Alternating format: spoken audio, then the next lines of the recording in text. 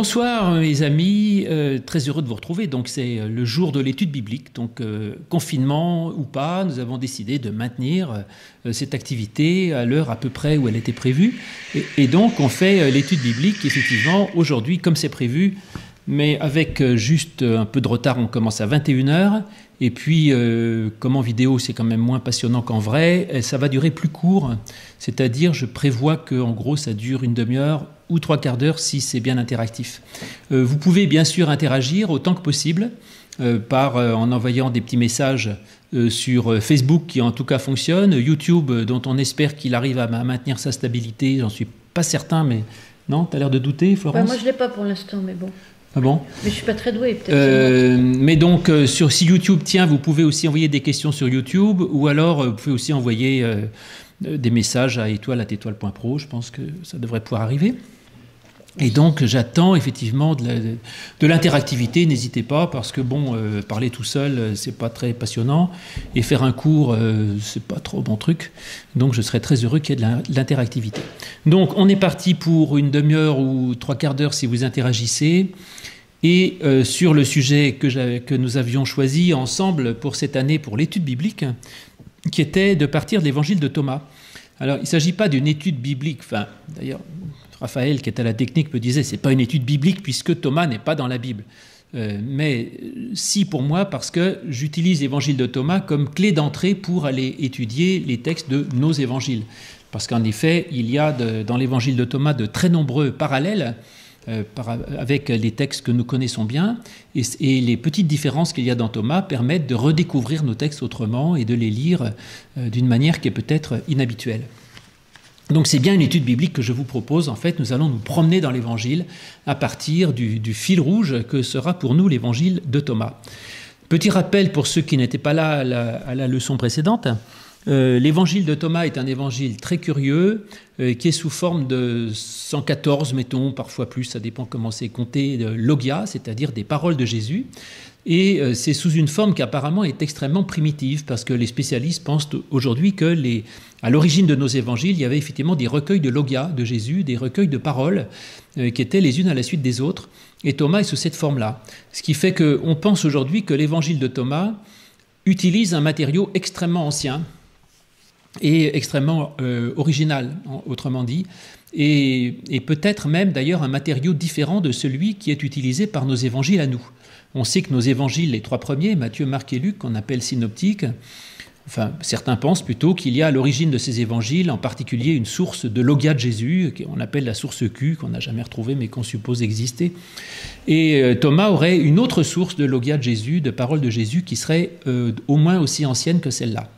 Alors du coup, Thomas est absolument passionnant parce qu'on trouve dans Thomas évidemment de très nombreux parallèles avec les textes que nous connaissons, parallèles de textes qui sont dits d'ailleurs un petit peu différemment, suffisamment pour qu'on puisse penser que ce n'est pas la même source, mais suffisamment proche pour qu'on puisse penser que ça a été écrit en quelque sorte par quelqu'un qui a bien écouté le même enseignement. Comme deux élèves qui prennent des notes d'un cours par le même professeur, les notes ne seront pas exactement les mêmes, mais on reconnaît que c'est bien le même cours. Donc apparemment, Thomas a vraiment une source des paroles de Jésus qui n'est pas celle que nous avons dans nos synoptiques, et ça c'est passionnant. Et par conséquent, je crois que Thomas nous donne accès aussi certainement à des paroles authentiques de Jésus qui nous ont échappé dans nos synoptiques, et ça c'est encore plus passionnant. Alors pourquoi Thomas n'a pas été ajouté dans nos évangiles, dans nos Bibles? Alors d'abord parce qu'on ne le connaît pas depuis très longtemps. On en connaissait certains fragments en grec qui avaient été trouvés dans un manuscrit grec oxyrhynque à la fin du XIXe siècle, et on a trouvé l'ensemble du manuscrit en 1945, en Égypte, à Nag Hammadi. Donc c'est très récent, un manuscrit écrit en copte, où on a l'ensemble de l'évangile. Mais cela dit, on n'a pas ajouté dans nos évangiles, parce que Thomas a un grave défaut, que nous verrons certainement un petit peu en cours de route, c'est que clairement Thomas a subi une influence gnostique extrêmement forte, c'est-à-dire une influence d'une pensée qui existait à peu près à l'époque du Christ, un peu avant dans le judaïsme et un peu après aussi, qui est une pensée qui n'est pas tout à fait, une théologie qui n'est pas tout à fait celle à laquelle nous sommes habitués. C'est-à-dire, pour résumer, une théologie plus ou moins dualiste qui oppose les ténèbres à la lumière, la chair à l'esprit, etc.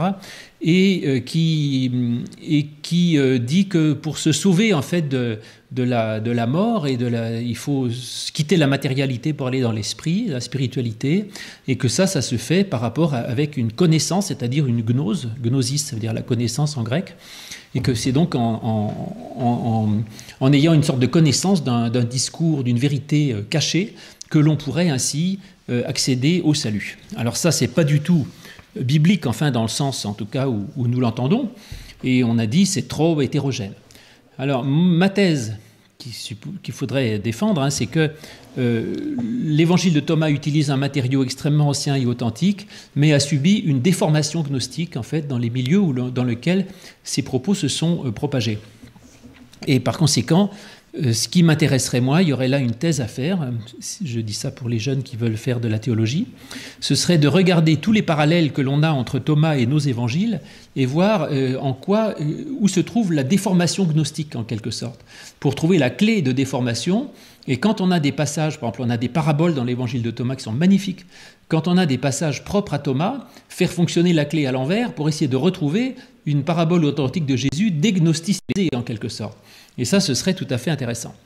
Alors ensuite, il y a dans Thomas des paroles authentiques de Jésus originales certainement, et aussi des choses qui sont évidemment plus discutables, comme par exemple le dernier logion, qui a quelque chose qui va évidemment beaucoup plaire à Florence, qui a la gentillesse de participer avec moi à cette étude biblique, puisque Simon-Pierre, je vous dis le dernier logion, Simon-Pierre leur dit que Marie sorte de parmi nous, car les femmes ne sont pas dignes de la vie. Ça te plaît, ça, n'est-ce pas? Beaucoup. Et Jésus leur dit, voici moi, je l'attirerai pour que je la rende mâle, afin qu'elle aussi devienne un esprit vivant, pareil à vous, les mâles. Car toute femme qui sera faite mâle entrera dans le royaume des cieux. Donc ça, je savais que ça plairait à Florence, qui défend la féminité.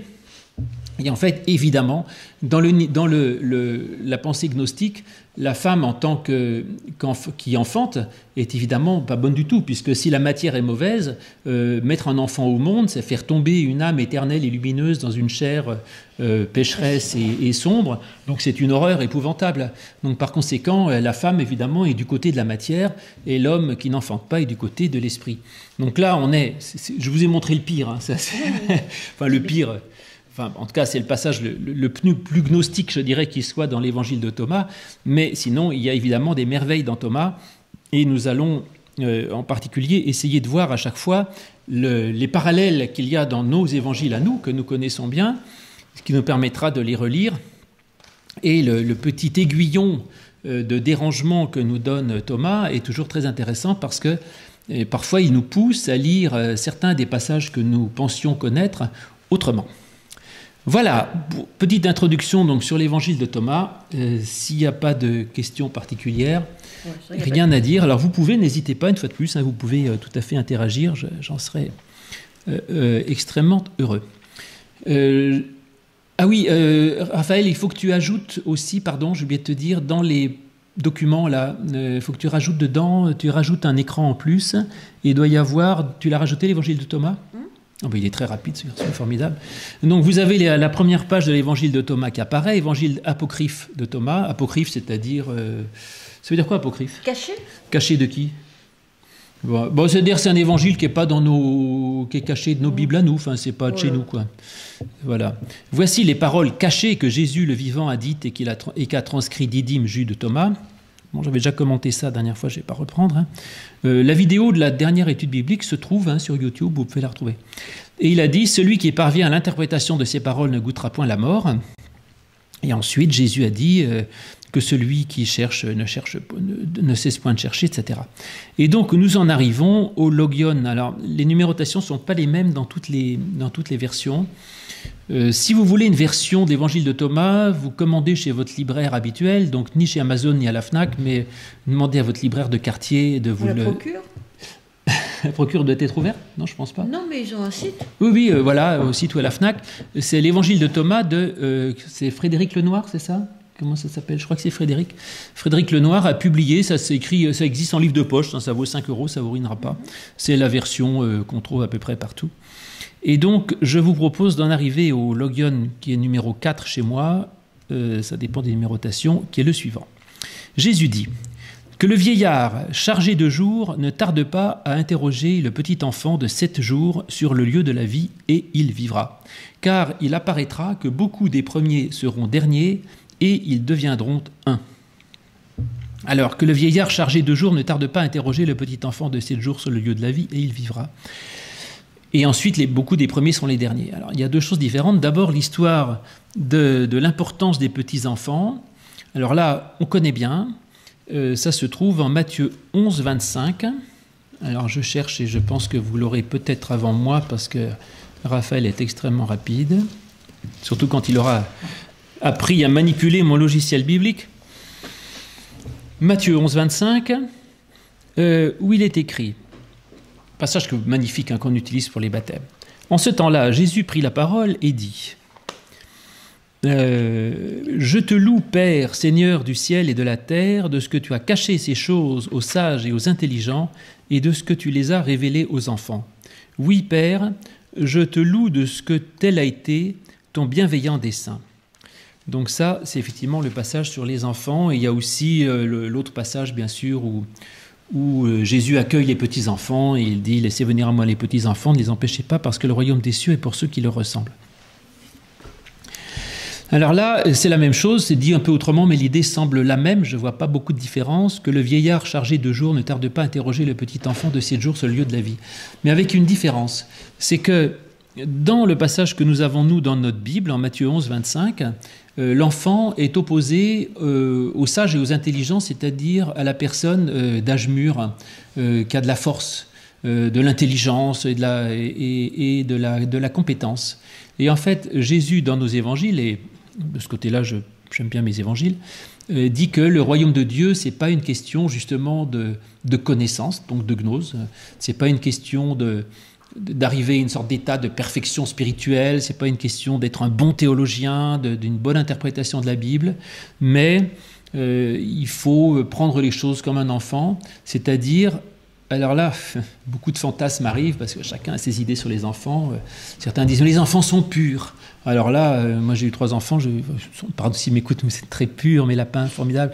Mais les enfants sont pas forcément plus purs que les autres, ils se font des vacheries épouvantables dans les cours d'école.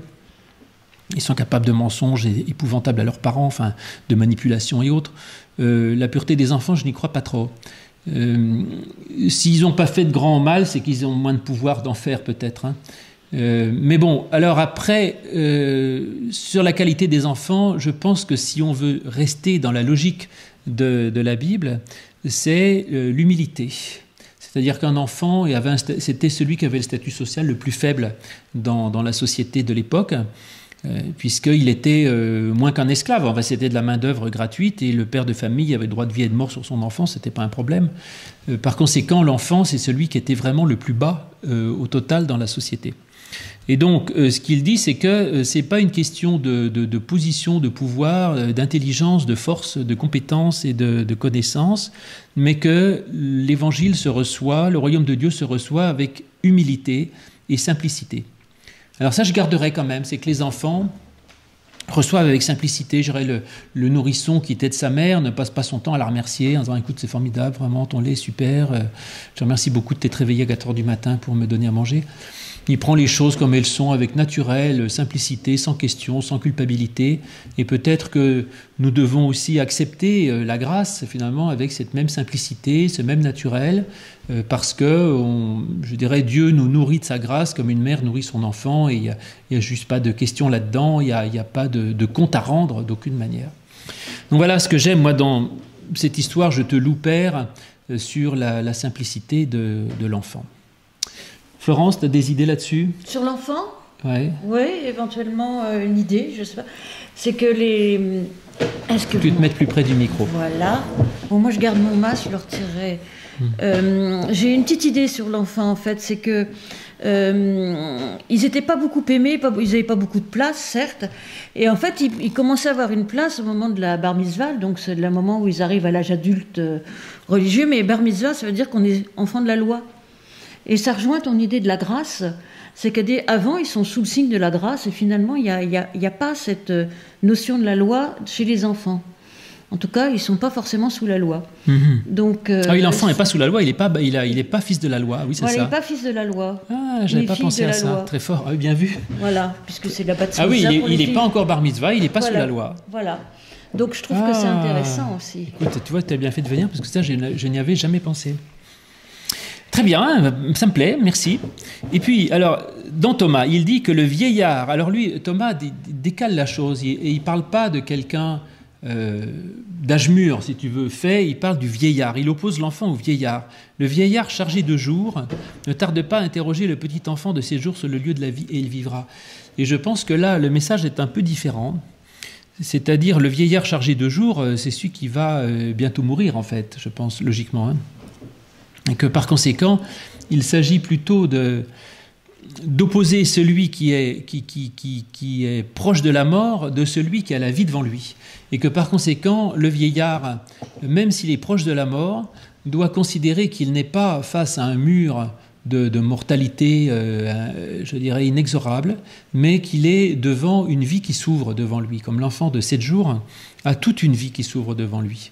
Et que en fait, ça me plaît beaucoup aussi, ça me semble pas du tout gnostique d'ailleurs, hein, mais que en fait, même le vieillard, il a une éternité devant lui, il y a une vie devant lui, et sa vie n'est pas fermée.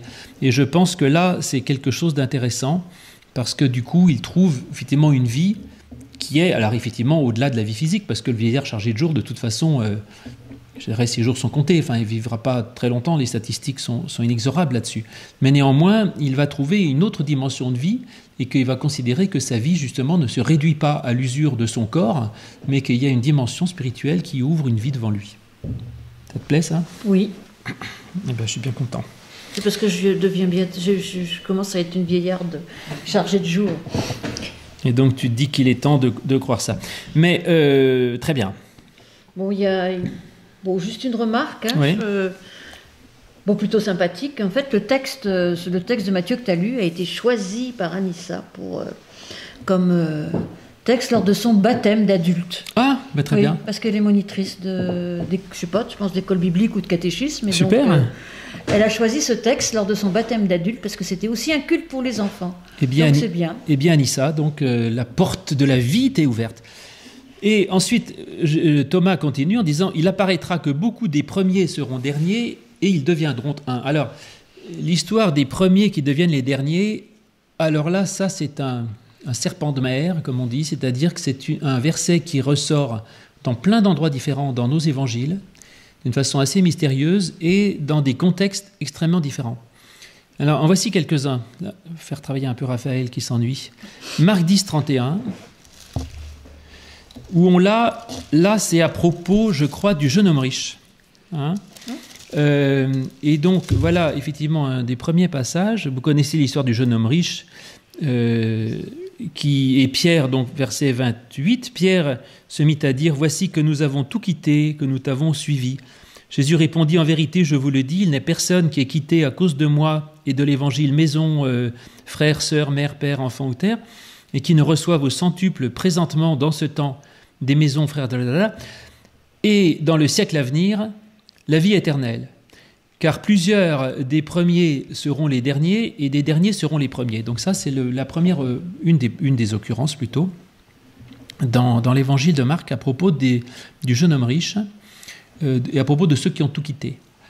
Est-ce que ça a un lien? Est-ce qu'on peut le mettre en rapport ce coup-ci avec ce contexte-là, sachant que là, c'est mis en rapport avec l'histoire des enfants, mais dans nos évangiles, ça n'est jamais le cas. Donc c'est une proximité, je dirais, des deux qui est assez intéressante. On comprend. Deuxième occurrence en Matthieu 20, verset 16. Matthieu 20, verset 16, c'est à propos des ouvriers de la 11e heure. Alors là, c'est encore tout à fait autre chose, d'une façon assez mystérieuse. Jésus ou Matthieu, je ne sais pas, réutilise un matériau et le ressort dans différents contextes qui n'ont rien à voir. Les ouvriers de la 11e heure, où effectivement, vous savez, les ouvriers embauchés à différentes heures, ils ont tous le même salaire. Simplement, c'est les derniers qui sont rétribués en premier. Et il dit, les premiers sont les derniers. Donc en fait, ceux qui sont arrivés en dernier sont payés d'abord, même s'ils sont payés autant.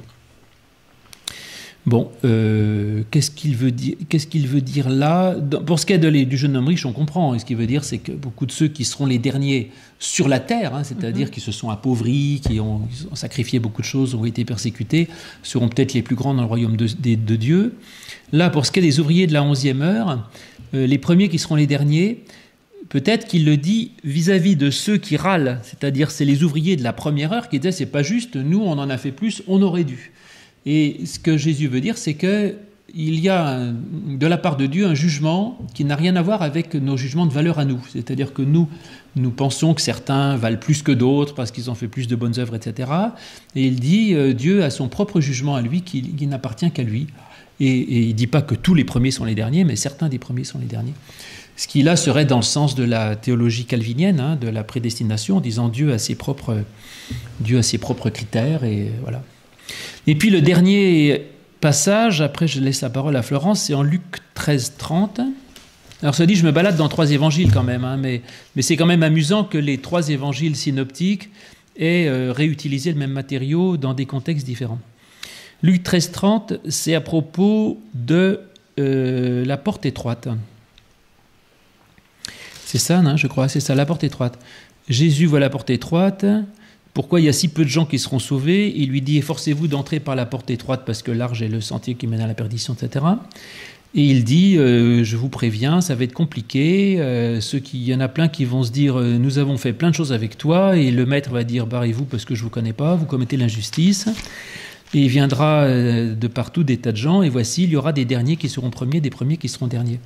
C'est-à-dire là, c'est la même chose pour moi que dans la 11e heure, c'est-à-dire ceux qui veulent se prévaloir de leurs bonnes œuvres pour être les premiers, en fait, Dieu préfère celui qui vient, une fois de plus, avec humilité et simplicité, plutôt que celui qui arrive bardé de bonnes œuvres.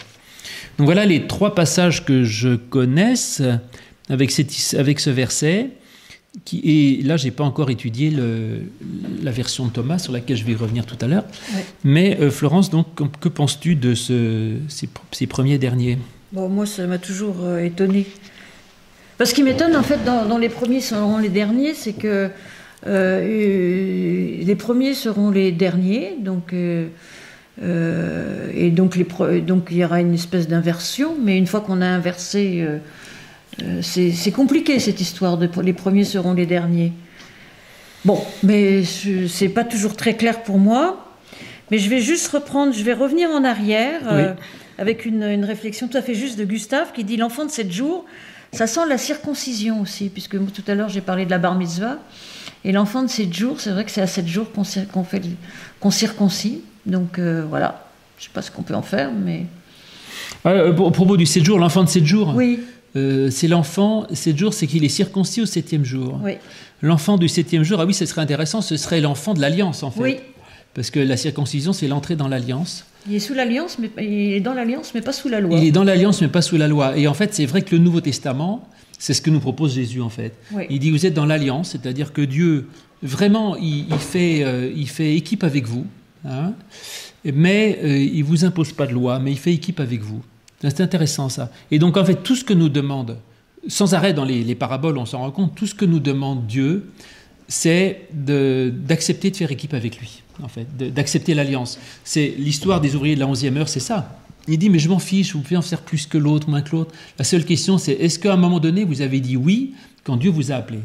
Dès le moment que Dieu vous a appelé, vous êtes dans l'alliance et vous avez gagné votre denier, c'est-à-dire le salaire d'une journée. C'est-à-dire toute votre vie est sauvée. Et c'est pareil, la parabole des talents. Les ouvriers qui sont bien vus, ce sont tous ceux qui ont accepté en fait le rôle, la chose à jouer avec Dieu, et ils vont accepter le truc. Et celui qui est viré, c'est celui qui a refusé l'alliance, c'est-à-dire que Dieu lui confie un machin, il l'enterre et lui dit « je te le rends, j'ai rien de commun avec toi, je ne veux rien savoir ». Donc il refuse l'alliance. Donc tout ce que Dieu nous demande, c'est de rester dans l'alliance. Pareil avec le fils prodigue dans Luc. Oui. Hein. Le fils prodigue, il a pu faire toutes les horreurs possibles avec les prostituées, les cochons, tout ça. Il revient, il rentre dans l'alliance, c'est terminé, c'est fait, c'est réglé. Oui, très bien, intéressant ça. Voilà, petit enfant de 7 jours, tout ce qu'on vous demande, c'est de rentrer dans l'alliance. Et ça n'est pas chargé de jours. Veillard chargé de jours, il peut être chargé de plusieurs choses. Soit il a eu le temps de faire énormément de péchés, soit il a eu le temps de faire énormément de bonnes œuvres. Mais dans tous les cas, le vieillard a fait beaucoup plus que l'enfant, en bien ou en mal. Et ce que veut dire Thomas, et là c'est merveilleux comme passage, c'est qu'on n'est absolument pas dans le quantitatif, je dirais, ni du nombre de péchés, ni du nombre de mérites. On est dans tout à fait autre chose, qui est celui de l'alliance, d'être comme un enfant à 7 jours, qui n'a fait ni bien ni mal, mais on s'en fiche, une sorte de préalable à la vie, qui est simplement d'accepter l'alliance. Alors là, il y a plein de réactions du coup. Alors, allons-y. Voilà. Alors, sur le vieillard et l'enfant, est-ce que le vieillard peut représenter l'homme d'après la chute et l'enfant celui d'avant? Bon, je te laisse répondre. Alors, plus ou moins, parce qu'on peut dire, d'une certaine façon, que l'enfant n'a pas encore chuté. Enfin, il n'a pas fait ni bien ni mal, le pauvre lapin. Genre, il a 3 jours, 6 jours, 7 jours. On ne peut pas dire qu'il ait mangé beaucoup de pommes défendues. Donc, peut-être qu'on peut dire ça, et qu'effectivement, ce serait à ce moment-là une invitation à revenir dans cette espèce d'état de simplicité, d'être simplement avec Dieu, dans une sorte de naturel de présence, où justement on n'essaye pas de prétendre que le soi-même serait plus important que Dieu. Le vieillard risque de faire ça, comme le pharisien qui se dit l'important c'est pas Dieu, c'est mes œuvres, c'est ce que j'ai fait, c'est ce que je mérite. Et finalement Dieu n'est là qu'une sorte de distributeur pour payer un salaire, quoi. Mais non, c'est pas le cas. Donc oui, ça me plaît assez, l'idée du vieillard et de l'enfant. Voilà, et puis ça rejoint, du coup ça fait le lien, ce que tu viens de dire, avec ce que dit Léonore, puisqu'elle dit que c'est vrai que les ouvriers de la première heure, ils sont pas très charitables, et qu'il semblerait que les derniers seraient plus humbles. Ça, c'est évident. Dans la parabole des ouvriers de la 11e heure, on l'a vu, c'est Matthieu 20, 16, effectivement. Il est évident que ceux de la première heure ont fait beaucoup plus de bonnes œuvres, puisqu'ils ont travaillé 12 heures au lieu d'une. Beaucoup plus d'œuvres. Ils ont fait plus d'œuvres, c'est ça. Ils ont fait beaucoup plus de bonnes œuvres. Ils ont travaillé 12 fois plus, c'est ça, que l'autre. Mais ce qui leur manque, c'est ce que dit Léonore, oui, c'est l'humilité. Ils ne sont pas charitables. Ils ne sont pas charitables, et ils pensent qu'à eux. Et d'ailleurs, c'est ce que dit le maître, quand il paye les autres râles en disant oui, c'est pas juste. Il dit où verriez-vous d'un mauvais œil que je sois généreux? C'est merveilleux comme histoire. Il dit quoi? Quel est le problème? C'est donner ce que tu mérites. D'ailleurs, le maître ne fait aucun reproche aux ouvriers de la première heure. Il ne dit pas vous êtes des enfoirés, etc. Il dit non, vous avez bossé, vous avez ce que vous méritez, très bien. Mais verriez-vous d'un mauvais œil que je sois généreux avec ce qui m'appartient? Donc oui, d'accord, effectivement, les ouvriers de la première heure ont fait des bonnes œuvres, mais ce qui leur manque, c'est la charité, et c'est la capacité à être heureux de ce qu'un autre soit sauvé. C'est aussi le problème du fils aîné dans la parabole du fils prodigue. Alors je suis désolé pour s'il y en a qui débarquent dans l'émission et qui n'ont pas lu l'Évangile, sont peut-être perdus dans ces allers-retours dans des textes qui me semblent évidents, qui ne le sont peut-être pas pour tout le monde. Cela dit, d'ici le mois prochain, vous aurez le temps de lire l'Évangile de Marc entièrement, ça fait 30 pages, donc on sera remis d'aplomb, il n'y a pas de problème. Et l'Évangile de Thomas, tout, c'est... C'est vite lu, oui. Et puis il y a du confinement, vous avez le temps. Et donc, ce que je vais dire, je ne sais plus ce que je vais dire, mais je voulais dire ça en gros, après j'ai oublié le reste. Mais peu importe. Ah oui, dans la parabole du fils prodigue, c'est ça. Le fils aîné, qui est furieux qu'on tue le veau gras pour le retour du fils prodigue. Oui. Je dis, pourquoi il est furieux? Il pourrait se réjouir. Il dit, mais c'est génial, mon frère était perdu, il est revenu à la vie, il était mort, il est revenu à la vie, il était perdu, il est retrouvé. Je vais me réjouir. Qu'est-ce qu'il y a comme plus grande joie que de penser que son frère se convertit? Et en fait, le fils aîné donne une sorte d'égoïsme effroyable. Il ne pense qu'à lui et qu'à ce qu'il mérite. Et ça, c'est insupportable. Et Jésus n'arrête pas de dénoncer ça. Donc, sans arrêt, moi, on me sort ça, on me dit, oui, dans le fils prodigue, en fait, je comprends le fils aîné, c'est normal qu'il ne soit pas content. Non, le fils aîné est juste un égoïste. C'est un enfoiré, quoi. C'est un égoïste, c'est un pharisien détestable, absolument insupportable. Et son péché est beaucoup plus grave que d'avoir fait plus ou moins de bonnes œuvres. Parce que moi, des gens qui font des bonnes œuvres pour culpabiliser les autres, ils m'embêtent. Voilà, ça ne m'intéresse pas. Donc là, je suis très d'accord avec Jésus, pour une fois. Bon, alors ensuite, alors maintenant, ce que Thomas dit. Il parle du vieillard par rapport à l'enfant. Il dit, il apparaîtra que beaucoup des premiers seront derniers et ils deviendront un. Alors, premiers seront les derniers, donc je pense qu'avec tout ce qu'on a dit, on peut le comprendre. Soit que le vieillard ait fait beaucoup de bonnes œuvres, on lui dit, méfie-toi, tu ne seras pas forcément plus sauvé que l'enfant de 7 jours. Soit que le premier... Enfin bref. Par contre, ce qui est étonnant, c'est à la fin, et ils deviendront un.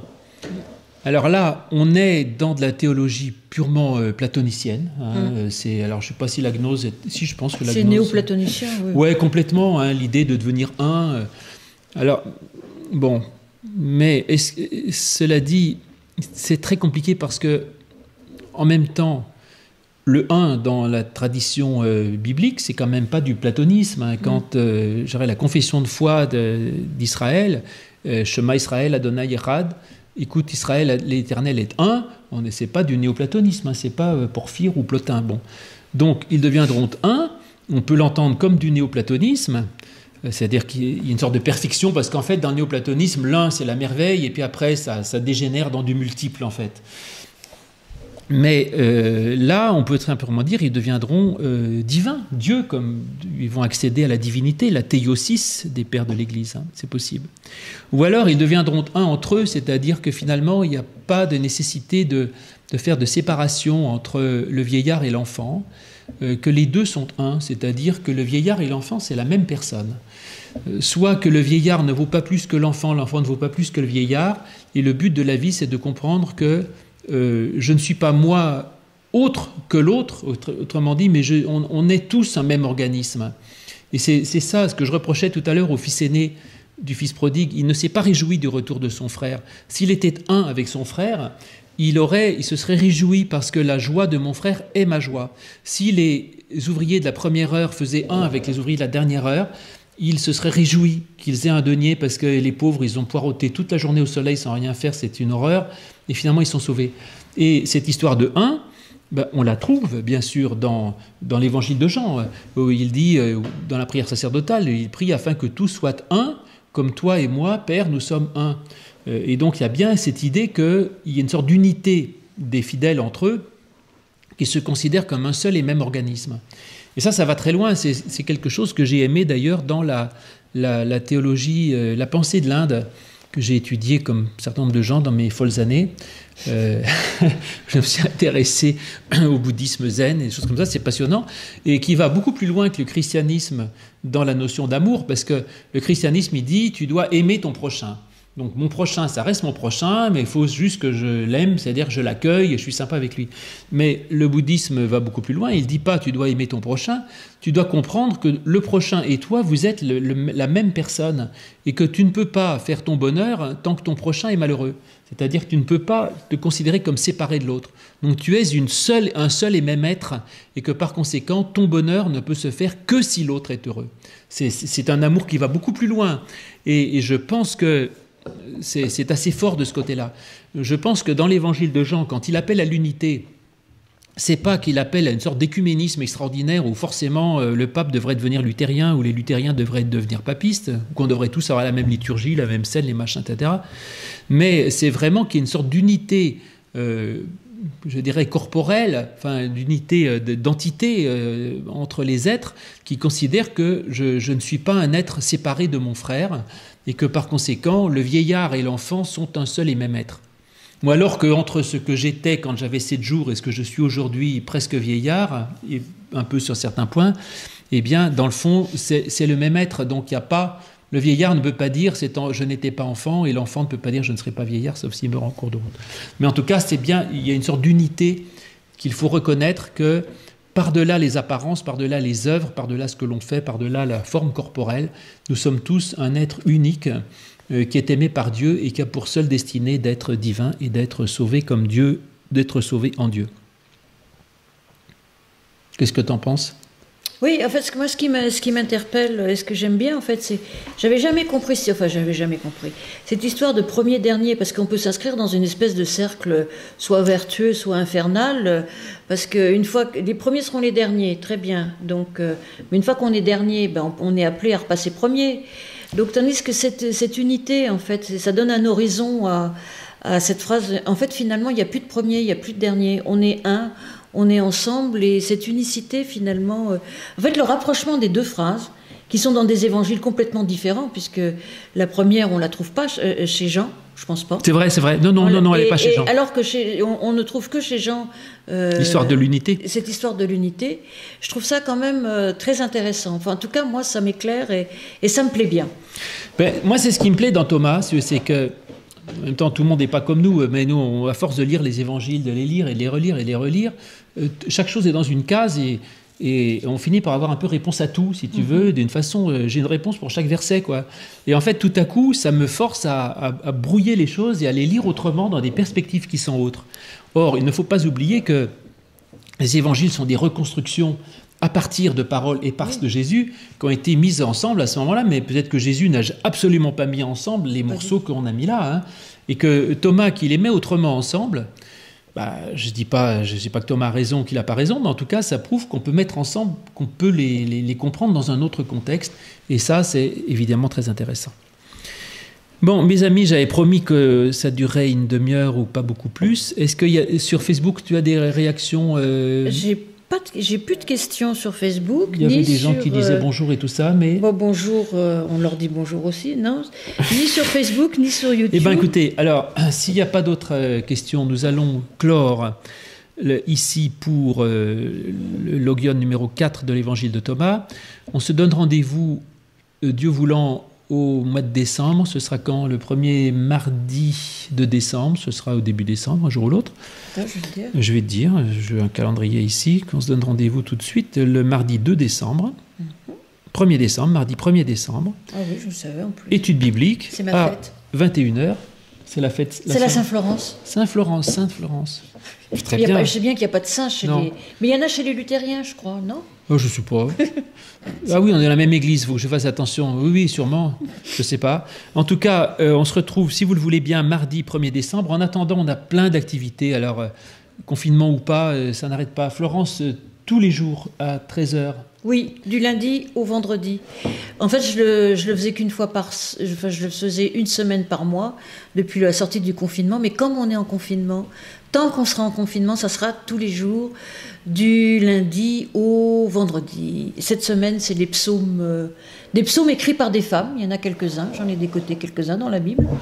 Donc voilà. Et à partir de la semaine prochaine, je propose une lecture plus ou moins continue du livre de Job. Parfait. Voilà. Ce sera très bien. Et on se retrouve aussi mercredi soir à 18h30 pour une demi-heure de questions-réponses.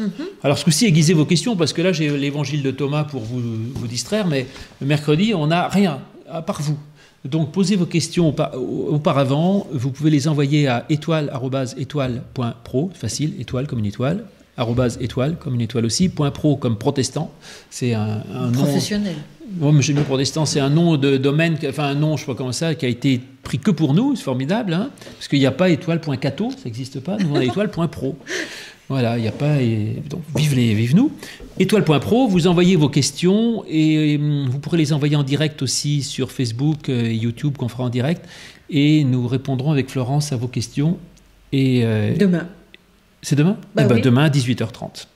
Et dimanche prochain, alors là, pour ceux qui réécouteront en rediffusion, ça ira pas, mais le dimanche prochain, où nous serons le 7 ou le 8, je sais plus. 8. Le 8, c'est toi qui fais 8 novembre. Je fais le culte, oui, normalement. Sur quel sujet, tu sais déjà? Oui, soumission à quoi, à qui?